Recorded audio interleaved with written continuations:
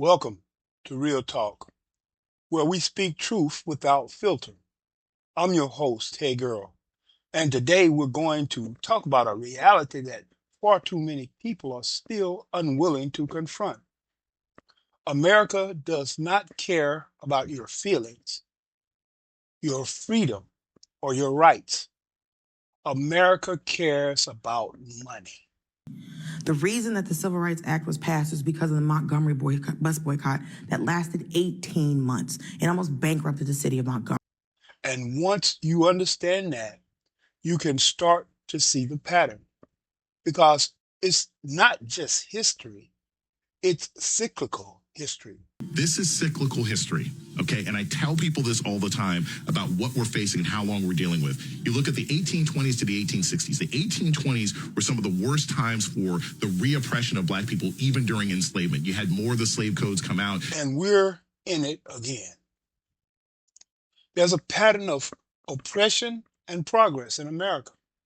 Let's go back, not just to the civil rights movement, but before that, the 1820s to the 1860s were some of the most violently repressive years in the history of Black America, even during slavery.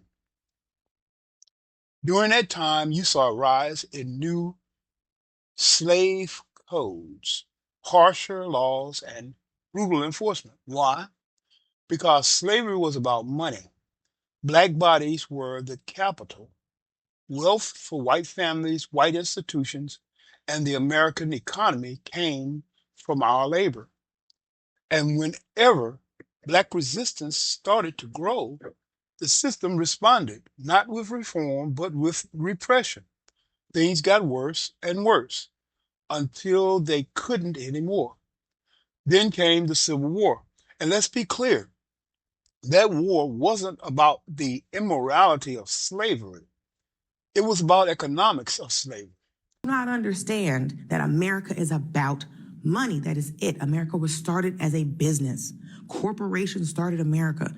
Colonization, all of the Western Hemisphere was about money. A divided economy, North and South, couldn't function forever. The war was about control of the country's future profits. After the war, we had Reconstruction, a brief window of opportunity. Black men in office, black schools, black business districts. For only 12 years, we had momentum. White Southern resentment leads to increased violence, and it is clear that Reconstruction's days are numbered. As soon as the North decided, okay, we've had enough of this conflict, we've had enough of trying to tell the South what to do, then Southern blacks would be thrown back on the mercies, and they weren't very merciful at all, of the Southern white majority. Reconstruction finally comes to an end in 1877 when the last Northern troops are removed from the South. Reconstruction is generally thought to last about 10 years. In some ways, the struggle continued for another 100 years. It wouldn't be until the 1960s, not the 1860s, but the 1960s, that African Americans first really began to enjoy the rights that they were promised under the Constitution at the end of the Civil War. Then the backlash hit. As a result of the so-called Compromise of 1877 or Compromise of 1876, Florida, Louisiana, and South Carolina became Democratic once again, effectively bringing an end to the Reconstruction era.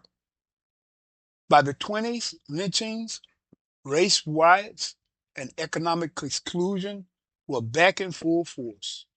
Think of the Red Summer of 1919, white mobs attacking black communities in over 36 cities.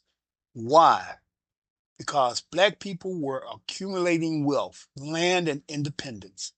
That threatened white supremacy's grip on the economic system. America cares about money first and foremost, and not about your feelings or your freedom or your rights. So they burned it down. Civil rights as economic disruption. Fast forward to the 1950s and 60s. We get the Montgomery bus boycott. Now, Ask yourself, why did that work? Because it lasted 18 months and almost bankrupted the city of Montgomery. It wasn't because city leaders had a change of heart. It was because their wallets started hurting. That's it. The Constitution of the United States and the Bill of Rights and all of this independence was for white men who had money. That's when things changes in America. You want to know why the Civil Rights Act passed in 1964? It wasn't just marches or speeches. It was the economic disruption behind those actions. When black people stopped spending money, when we organized to withhold our financial power, that's when the system pays attention. We're not getting out of this anytime soon. Yeah. People need to stop pretending that we are one election or one protest away. We need to buckle down and prepare for the fact that many of us will probably not necessarily live to see the other end of this, but you got to fight for it anyway. Every major shift in black rights came after a major economic disruption. That's the formula this country responds to. Not suffering, not injustice, money. And the cycle continues. We saw progress again from the late 60s to the early 2000s. But now, look around. We're in the 2020s. And if history has taught us anything, it's this. Every 40 years, the cycle repeats. From George Floyd to Breonna Taylor, from voter suppression to school closures, from police militarization to book bans. It's happening again. Repression is back on the rise. And if we follow the historical rhythm, it's only going to get worse unless we understand the real fight. Because here's what's happening. Oppression tightens, black resistance grows, economic backlash erupts, a breaking point forces change, we get a few decades of better, and then white power structures reset the board every time, over and over. Never been about everybody from day one. America does not care about your rights. America does not care about your freedom. America cares about money. Recognize how long the fight is. Yeah. And if people start realizing how long the fight is and stop getting excited about some fake meme that they see or recognizing what happens this week or that week, we have to think about the long-term existence and survival of our people. And infrastructure. So what do?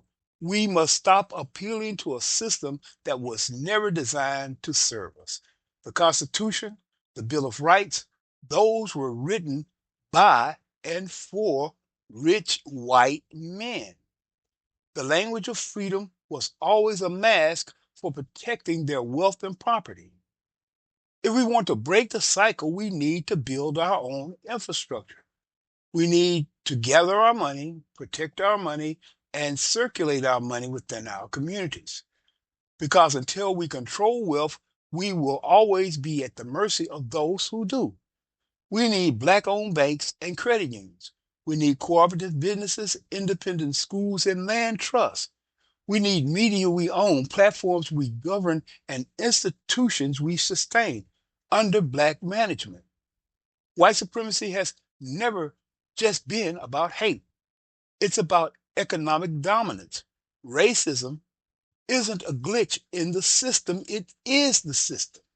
A system designed to protect wealth for one group and deny it to others. So remember, America doesn't care about your feelings. It cares about money. If we're going to survive and thrive in this next cycle, and make no mistake, we're in the middle of it, we need to stop asking for freedom and start funding it. Let's build the infrastructure we need to make liberation real, not just a slogan. Liberation under black management. This is Real Talk. I'm Hegearl. Until next time, stay grounded, stay building, and stay woke.